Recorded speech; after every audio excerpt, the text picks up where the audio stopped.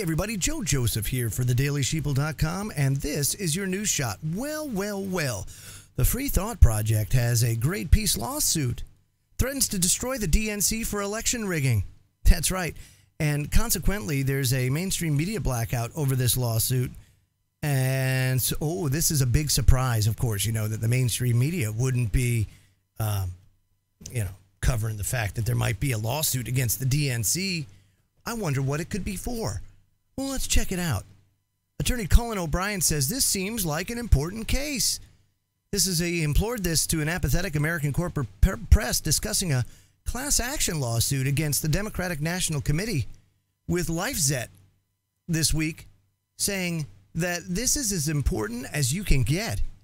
Now, if you aren't familiar with the lawsuit in question, blame the mainstream prostitutes and the corporations that are responsible for their organizations, who are apparently otherwise preoccupied regurgitating unconfirmed flimsy reports from unnamed officials declaring President Trump a de facto enemy of state for sharing classified information on Daesh with the Russians, just as his predecessor did last year.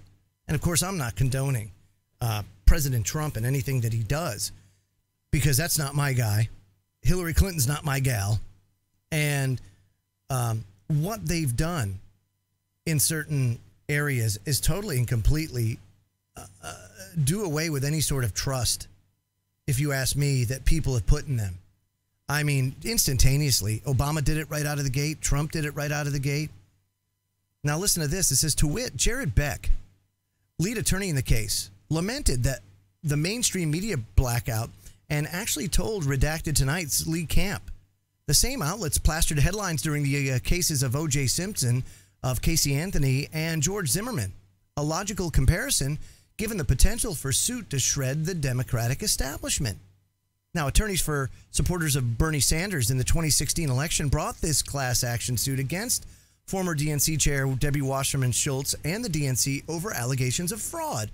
A case strongly supported in communications between Hillary Clinton and the official Democratic organization.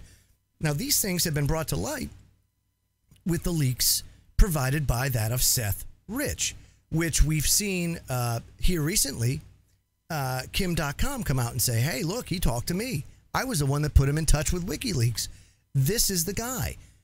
This is the guy that leaked this material. Kim.com, I guess, is going to be making a statement on this.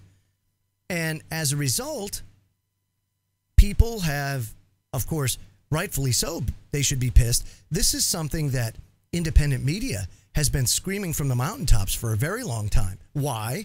Because we've seen it before. We've seen it in 2012 with Ron Paul. We saw it in 2008 with Ron Paul. Two very recent examples of somebody with popular momentum that the rug was pulled out from underneath their campaign simply because that person, Ron Paul, was not their guy. 2012 was glaringly obvious when he won Iowa hands down, only to have it taken away from him and then given back 5 states later, after his momentum was totally and completely destroyed and sapped. I mean, we see this all the time. So bravo to these attorneys for bringing this class action lawsuit against the DNC. Does it have the potential to take it down? Absolutely, it has the potential to take it down. However, I don't think it'll be allowed to happen. I'm sure the judge will throw it out or find some reason to say this isn't my jurisdiction or this doesn't belong here. And it is going to be a scratch and claw type of thing for justice, where we may not be able to get justice in the courts. I mean, how much corruption do we need to witness before we need to acknowledge that the system is irreparably broken? And then the question is, what do we replace it with? There are calls right now for a constitutional convention. And while I support it in some ways, because what that would do is fast track any changes to the Constitution. However, you still need 3/4 of the states to ratify any change.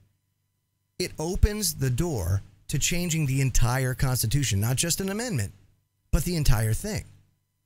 And what happens if 3/4 of the states say, you know what, maybe this and this shall not be infringed, maybe we should make that go away. And everybody knows what amendment I might be referring to there. It is a slippery slope doing an Article 5 constitutional convention, one that, if it's done properly, can yield some very positive results. But if the wrong people gain control of that convention, it could be catastrophic for the American people and dig us even deeper into a hole that we can't possibly get ourselves out of. I'm Joe Joseph. This was thedailysheeple.com's News Shot. Feel free to comment below and visit our website at thedailysheeple.com. Have a great day, everybody.